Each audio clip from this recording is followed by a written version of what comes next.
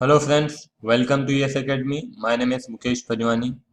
आज हम financing activity का क्वेश्चन नंबर 2 देखने जा रहे हैं। इससे पहले वाले लेक्चर में मैंने आपको बेसिक्स भी बताए थे। एक बार फिर से याद दिला देता हूँ, फाइनेंसिंग एक्टिविटी किसको बोल रहे हैं? When it is related to your capital और योर बोरोइंग्स। ठीक है, बोरोइंग्स या फिर हमारे कैपिटल से रिलेटेड हो। जैसे कि कैपिटल अरेंजमेंट के लिए हम क्या करते हैं, हम शेयर्स इशू करते हैं। वो क्या है? फाइनेंसिंग एक्टिविटी है। शेयर्स इशू करने के बाद उस पे हम डिविडेंड देते हैं। वो क्या है? फाइनेंसिंग एक्टिविटी है। अल्टीमेटली उन शेयर्स को हम रिडीम कर देते हैं, तो वो भी क्या है? फाइनेंसिंग एक्टिविटी है। उसी प्रकार से हमने यदि पब्लिक से पैसे बोरो किए, उसके लिए बोरो करने के लिए हम क्या करते हैं? हम डिवेंचर इशू करते हैं। तो डिवेंचर हमने इशू किया, वो क्या है? फाइनेंसिंग एक्टिविटी है। ध्यान रहे, डिबेंचर इशू किए तो इसका मतलब है हमारे पास पैसे आए, तो आपके पास क्या हुआ? इनफ्लो हुआ। ठीक है। उसके बाद डिबेंचर्स जो हैं उस पे आपने क्या दिया? इंटरेस्ट दिया। ऑब्वियस सी बात है, पब्लिक से बोरो किया, अब आपको उस पे इंटरेस्ट देना पड़ेगा। तो इंटरेस्ट दिया, वो भी क्या है? फाइनेंसिंग एक्टिविटी है। फिर उन्हीं डिबेंचर्स को अल्टीमेटली आपने रिडीम कर लिया, तो आपके पास से पैसे चले जाएंगे। मतलब रिडीम कर रहे हैं यहाँ पे, you are repaying the loan which you have borrowed from the public. ठीक है, तो वो भी क्या हो गया? फाइनेंसिंग एक्टिविटी हो गया। क्लियर है ये? उसी प्रकार से if you have borrowed the loan from bank, in that case also it is financing activity. You have paid interest on that loan, that is also financing activity. And ultimately you have done the repayment of that particular loan, that is also financing activity. ठीक है, तो आपको बस यही देखना है। इसमें गलती कहाँ हो जाती है? अक्सर स्टूडेंट से गलती ये हो जाती है कि क्वेश्चन के अंदर ये दिया नहीं रहता है कि इंटरेस्ट ऑन डिबेंचर इतना दिया गया है, क्योंकि वो एक इम्प्लाइड एडजस्टमेंट रहता है। आपको केवल इतना लिखा रहता है कि 10% डिबेंचर, 12% डिबेंचर, तो उस पर 10% 12% पे हमको देना पड़ता है, ये क्वेश्चन में लिखा नहीं रहेगा। आई बात समझ में? क्लियर है ये? तो चलिए एक काम करते हैं, अपन क्वेश्चन की तरफ बढ़ते हैं। एक मिनट पहले।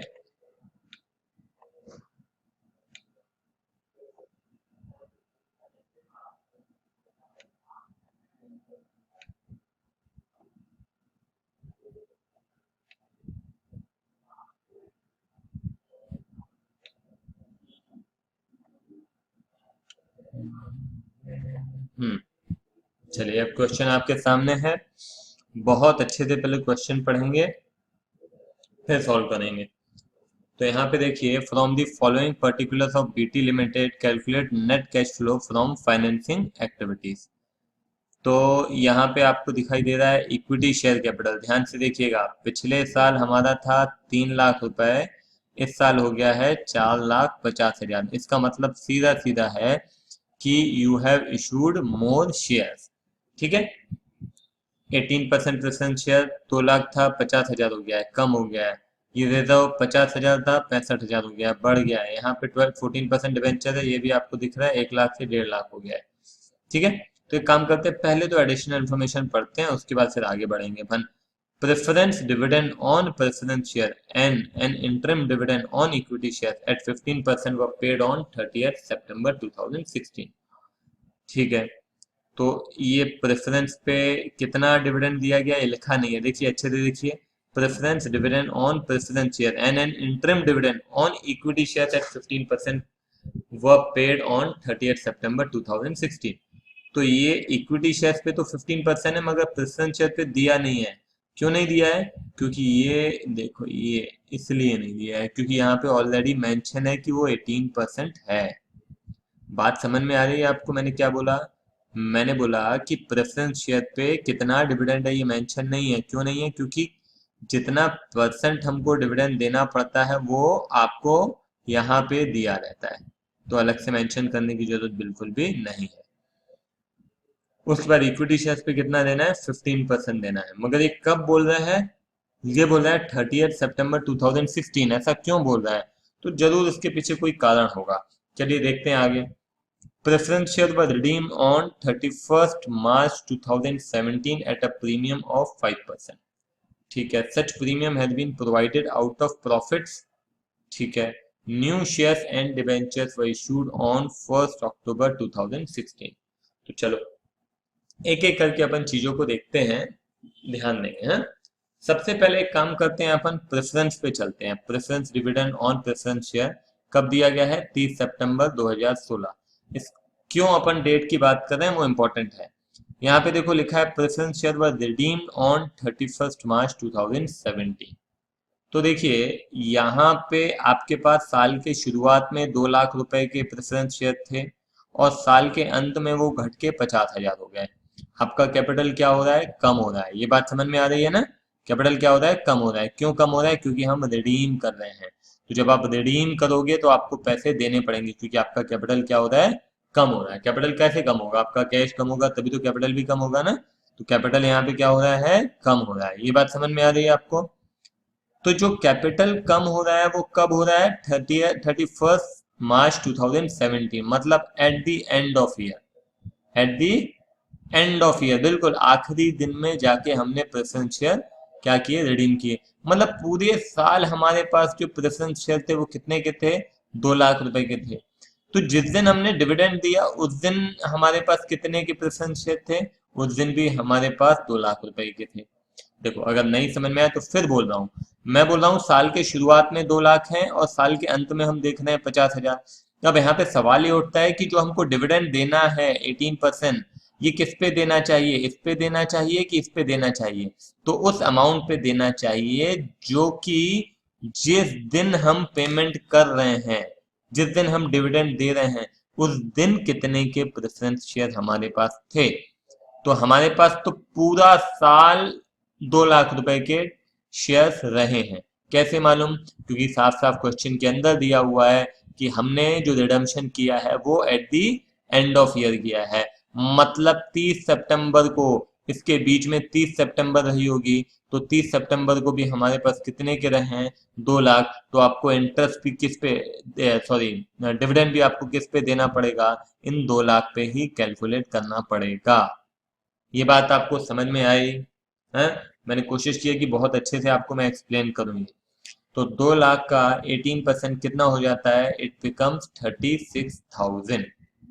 ठीक है, तो 36,000 यहाँ पे हम क्या करेंगे? यहाँ पे सबसे पहले तो एक रिडम्पशन हो रहा है। आप देखो 1,50,000 आपके पास से जा रहा है, तो यहाँ पे मैं एफ लिख दे रहा हूँ, मतलब एक फाइनेंसिंग एक्टिविटी हो रही है यहाँ पे। 2 लाख रुपए के शेयर थे वो घट के 50,000 हो गया, मतलब 1,50,000 गया।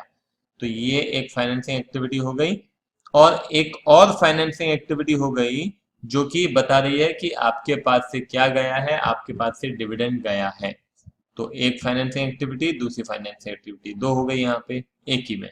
तो 2 बार एफ लिखा, तो इससे आपको ये समझ में आना चाहिए कि यहाँ पे 2 ट्रांजेक्शन्स इन्वॉल्व हैं। ठीक है, फाइनेंसिंग एक्टिविटी से रिलेटेड। क्लियर है? और फिर बोलता है कि शेयर्स जो हमने रिडीम किए वो 5% प्रीमियम पे रिडीम किए। मतलब ये जो 2 लाख में से आपने कितना रिडीम किया? 1,50,000। तो 1,50,000 जब आप पब्लिक को दे रहे हो तो उस पर 5% एक्स्ट्रा दे रहे हो। प्रीमियम पे आप रिडीम कर रहे हो, आप उनको प्रीमियम दे रहे हो। तो 1,50,000 का 5% कितना हो जाता है? ये हो जाता है 7,500। तो ये भी आपकी फाइनेंसिंग एक्टिविटी हो गई। आपको समझ में आया? तीन तीन फाइनेंसिंग एक्टिविटी है। पहली है रिडम्पशन ऑफ शेयर, दूसरा है डिविडेंड ऑन शेयर, और तीसरा है premium paid on redemption of share. तो तीन तीन फाइनेंसिंग एक्टिविटी, और तीनों फाइनेंसिंग एक्टिविटी में आपका आउटफ्लो हो रहा है। शेयर रिडीम कर रहे हैं, आउटफ्लो हो रहा है। डिविडेंड दे रहे हैं, आउटफ्लो हो रहा है। और उस पर प्रीमियम पे कर रहे हैं रिडम्पशन पे, उस पर भी क्या हो रहा है? आउटफ्लो हो रहा है। बात समझ में आई? बहुत डिटेल में मैंने एक्सप्लेन किया है। उसके बावजूद भी यदि समझ में नहीं आया, एक बार फिर से आप लेक्चर को स्टार्टिंग से देखें। ठीक, उसके बाद आइए, ये क्लियर हो गया आपका प्रेफरेंस शेयर, तो क्लियर हो गया है ना। आखिरी में एक पॉइंट है, new shares and debentures were issued on 1 अक्टूबर 2016।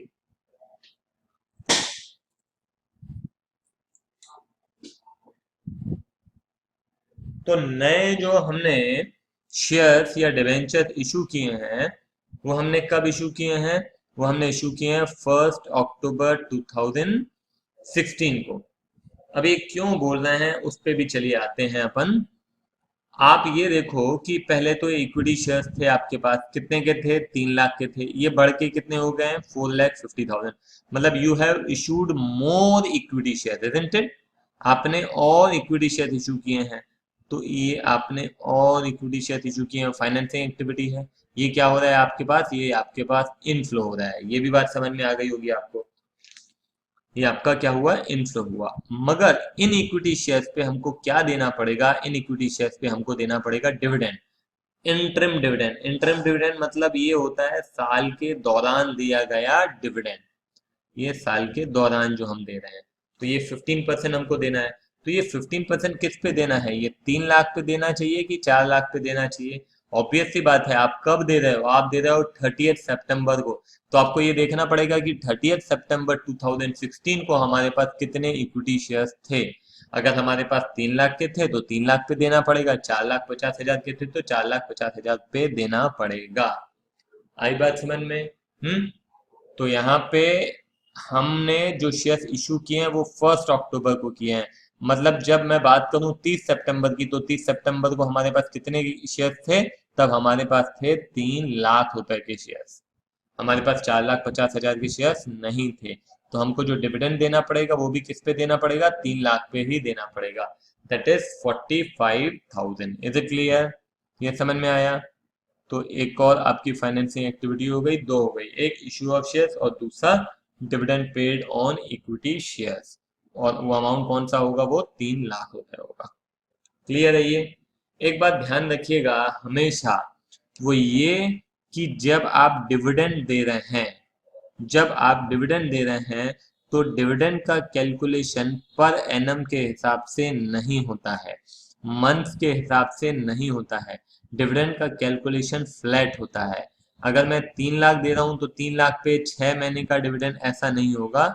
यहाँ पे जब भी डिविडेंड दिया जाएगा तो डिविडेंड फ्लैट दिया जाएगा। जब मैंने बोला 15%, तो it has to be calculated 15% flat, whether it is on 3 lakh or 4,50,000, whatever it is on। मगर ये हमको जो कैलकुलेट करना पड़ेगा वो क्या करना पड़ेगा? फ्लैट पर एनम के हिसाब से उसका कैलकुलेशन कभी भी नहीं होगा। ये बात समझ में आई? क्योंकि डिबेंचर्स में अलग होता है। डिबेंचर्स बोरोइंग है। बोरोइंग में आपको जितना आपकी जितनी बोरोइंग है उस बोरोइंग पे आपको इंटरेस्ट देना पड़ता है। जितने महीने के लिए आपने बोरो किया उतने महीने के लिए देना पड़ेगा। मगर जब अपन डिविडेंड अनाउंस करते हैं तो डिविडेंड पर एनम के हिसाब से नहीं होता है, वो फ्लैट एक रहता है कि 20% दिया तो 20% उस पर्टिकुलर डेट पे जिस भी व्यक्ति के पास वो शेयर्स रहेंगे उसको 20% मिलेगा। वो एक पर्टिकुलर डेट रहती है, रिकॉर्ड डेट रहती है जिसपे हम उनको डिविडेंड देते हैं। ठीक है? तो वहां पे पर एनम का कैलकुलेशन नहीं रहेगा। ये क्लियर है बात आपको? ठीक है? अभी क्वेश्चन और करेंगे तो और अच्छे से क्लियर होगा, बहुत अच्छे से क्लियर होगा। ध्यान दें अब यहाँ पे सिक्योरिटीज प्रीमियम रिजर्व, पहले हमारे पास सिक्योरिटीज प्रीमियम रिजर्व था 50,000, वो बढ़ के हो गया है 65,000। मतलब आपके पास और प्रीमियम आया है। प्रीमियम, सिक्योरिटीज प्रीमियम समझते हैं आप? नहीं समझते हैं तो मैं बता रहा हूं आपको कि जब कोई कंपनी शेयर इशू करती है तो उसका जो इशू प्राइस रहता है वो प्रीमियम पे रहता है। मतलब कहने का ये कि 10 रुपए का शेयर आप 20 रुपए में इशू कर रहे हैं, इसका मतलब है प्रीमियम है। 10 रुपए का शेयर यदि 10 रुपए में इशू कर रहे हैं तो उसको बोलते हैं पार पे इशू किया गया है। 10 रुपए का शेयर अगर 9 रुपए पे इशू किया है तो उसको बोलते हैं डिस्काउंट पे इशू किया है। 10 रुपए का शेयर 100 रुपए में भी इशू कर सकते हैं, तो उसको जितना ऊपर पे इशू किया है उसको हम बोलते हैं प्रीमियम। ये बात समझ में आई आपको? प्रीमियम का मतलब क्या है? ठीक है। तो यहाँ पे 50,000 हमारे पास सिक्योरिटीज प्रीमियम था, वो बढ़ के कितना हो गया? 65,000 हो गया। मतलब we have issued more shares on premium. तो जब हमने शेयर्स प्रीमियम पे इशू किए हैं तो यहाँ पे कितना पैसा आ रहा है? 15,000 रुपए आ रहे हैं। तो ये भी कौन सी एक्टिविटी है? ये फाइनेंसिंग एक्टिविटी है। आई बात समझ में? अब उसके बाद आइए 14% डिबेंचर है आपके पास। पहले 1 लाख रुपए के डिबेंचर थे, वो बढ़ के कितना हो गया है? 1,50,000 के डिबेंचर हो गए। तो आपके पास क्या हुआ है? इनफ्लो हुआ है। कितने का इनफ्लो हुआ है? 50,000 रुपए का इनफ्लो हुआ है। तो ये कौन सी एक्टिविटी है? ये आपकी फाइनेंसिंग एक्टिविटी है। यहाँ पे एक और इम्प्लाइड एडजस्टमेंट रहता है, आपको मालूम है 14% दिया हुआ है 14%, तो इस पे 14% आपको इंटरेस्ट देना पड़ेगा। ठीक है, अब 14% जो देना पड़ेगा वो कित पे देना पड़ेगा, वहां पे ऐसा नहीं रहेगा कि इस पे देना पड़ेगा या इस पे देना पड़ेगा, डिपेंड करता है आपके पास जितने समय जो भी लोन रहा है उतने समय का आपको इंटरेस्ट देना पड़ेगा। नियम ये बोलता है, देखो समझने की कोशिश करना। आपके पास यहाँ पे मैं बोलता हूँ कि फर्स्ट अप्रैल 2016 को आपके पास कितने के डिबेंचर्स थे, 1 लाख रुपए के डिबेंचर्स थे। ये 1 लाख रुपए के डिबेंचर आपके पास कब तक रहे हैं, ये आपके पास रहे हैं 30 सितंबर 2016 तक रहे हैं। मेरे को कैसे मालूम ये बात, तो देखिए यहाँ पे दिया हुआ है new shares and debentures were issued on 1 अक्टूबर 2016। तो 1 अक्टूबर 2016 को हमने और इशू कर दिए 50,000 के। तो अगर और इशू कर दिए 50,000 के तो अब कितना लोन हो गया हमारे ऊपर, हमारे ऊपर हो गया 1,50,000 का लोन। कब तक हो गया, ये हो गया 31 मार्च 2017। तो हमारे पास ये 6 महीने 1 लाख रुपए का लोन था और अगले 6 महीने हमारे ऊपर 1.5 लाख का लोन था। ये बात समझ में आई आपको? हाँ, 6 महीने तक हमारे ऊपर कितने का लोन था, 1 लाख रुपए का लोन था, और अगले 6 महीने हमारे पास 1,50,000 का लोन हो गया। क्लियर है ये चीज? हाँ ठीक है, इसको दूसरी नजर से भी देखा जा सकता है, मगर वो कंफ्यूज हो सकते हैं आप कि 1 लाख रुपए हमारे ऊपर पूरा 1 साल था और फिर आगे चल के 50,000 6 महीने के लिए था, और वो कंफ्यूजन होगा। अब ये बेहतर तरीका है, यहाँ मैं बोल रहा हूँ कि आपके पास 6 महीने आपके ऊपर 1 लाख का लोन था और उसके बाद लोन बढ़ के 1.5 लाख रुपए हो गया, तो अगले 6 महीने हमारे ऊपर 1.5 लाख का लोन था। तो हमने इस 6 महीने में हमको इस पे इंटरेस्ट देना पड़ेगा और इन 6 महीनों पे हमको इस पे देना पड़ेगा।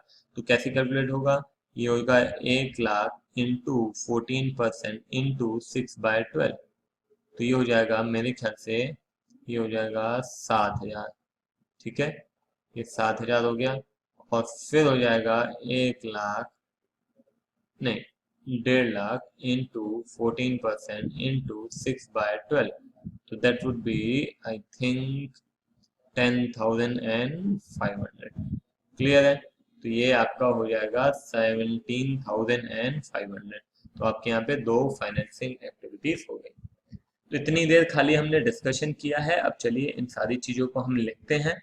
सबसे पहले फिर से बोल रहा हूं मैं, इक्विटी शेयर आपके पास 3 लाख के थे, बढ़ के 4,50,000 के हो गए। तो यहाँ मैं इसको बोलूंगा इशू ऑफ इक्विटी शेयर्स। बहुत ही इत्मीनान से डिटेल में एक्सप्लेन किया है मैंने, जितना हो सकता है उतना अच्छे से समझाने की कोशिश की है। उसके बावजूद भी यदि समझ में नहीं आया, एक बार आप फिर से देखिए, है ना, पूरी कमांड आनी चाहिए इस टॉपिक के ऊपर, आप इस बात का ध्यान रखिए, बहुत अच्छे से बनना चाहिए। तो इशू ऑफ इक्विटी शेयर्स कितना हो गया आपका, 1,50,000। ये इशू हुआ है, मतलब आपके पास इनफ्लो आया है। ठीक है, फिर आपने दिया है dividend, dividend on equity shares. आपने डिविडेंड दिया, किस अमाउंट पे दिया आपने, आपने दिया 3 लाख रुपए पे। क्यों 3 लाख पे, क्योंकि 1 अक्टूबर को आपने ज्यादा इशू किए हैं, बाकी 30 सितंबर तक आपके पास यही था। तो 3 लाख रुपए का कितना परसेंट, 15%, कितना हो जाता है बताइए, 45,000। ये क्या होगा, इनफ्लो का क्या आउटफ्लो, ये होगा आपका आउटफ्लो, क्योंकि डिविडेंड आप पे कर रहे हैं। ठीक है, और इसी पे आपको प्रीमियम है ना, प्रीमियम आपको मिल रहा है, प्रीमियम ऑन इक्विटी शेयर्स। ये आपको प्रीमियम मिल गया, कितना प्रीमियम मिल गया आपको, 15,000 का इनफ्लो हो गया। ठीक है, ये आपका इक्विटी शेयर से रिलेटेड हो गया। अब आइए आप प्रेफरेंस शेयर्स पे। तो प्रेफरेंस शेयर मैं बोलता हूँ redemption, redemption on preference shares. ठीक है, कितना रिडीम किया है हमने, 1,50,000 रुपए हमने रिडीम किया। ठीक है ना, 2 लाख था, घट के 50,000 हो गया, बराबर है। उसके बाद हमने डिविडेंड दिया है, डिविडेंड ऑन प्रेफरेंस शेयर्स। ठीक है, तो ये 2 लाख रुपए का 18% कितना 36,000 ये हमने दे दिया डिविडेंड। ठीक है, तो ये डिविडेंड ये भी आपका आउटफ्लो है और ये भी आपका आउटफ्लो है, बराबर है। डिविडेंड भी हो गया और तीसरा है premium on redemption. Premium on redemption, तो प्रीमियम हमने रिडम्पशन पे कितना पे किया है, तो 5% पे किया है। देखो लिखा है यहाँ पे, देखो फिर से, प्रेफरेंस शेयर व redeem on 31 March 2017 at a premium of 5%। तो 5%, 5% हो जाता है 1,50,000 का 5% हो जाता है 7,500। तो ये भी आपका आउटफ्लो हो गया। ठीक है, तो ये प्रेफरेंस शेयर भी हो गया आपका। अब क्या बचा आपका, आपका बचा डिवेंचर। तो डिवेंचर आप इशू कर रहे हैं, तो यहाँ मैं लिखूंगा इशू ऑफ 14% डिवेंचर्स। तो हमने इशू किए कितने के, 50,000 रुपए के इशू किए, तो क्या हो गया, इनफ्लो हो गया। और क्या बोल रहा है, और बोल रहा है 14% हमको क्या देना पड़ेगा, इंटरेस्ट देना पड़ेगा। तो इंटरेस्ट किस पे देना है, ये अभी अभी अपन ने बताया मैंने कि 1 लाख पे 6 महीने और अगले 1 लाख पे, अगले 6 महीने पे 1,50,000। ठीक है, तो interest on debentures, on debentures कितना है, 10,500 और 7,000, 17,500। तो ये आपका आउटफ्लो है, बराबर है। तो चलिए अब टोटल करके देखते हैं कितना आ रहा है। टोटल यहाँ पे आ रहा है, टोटल आ रहा है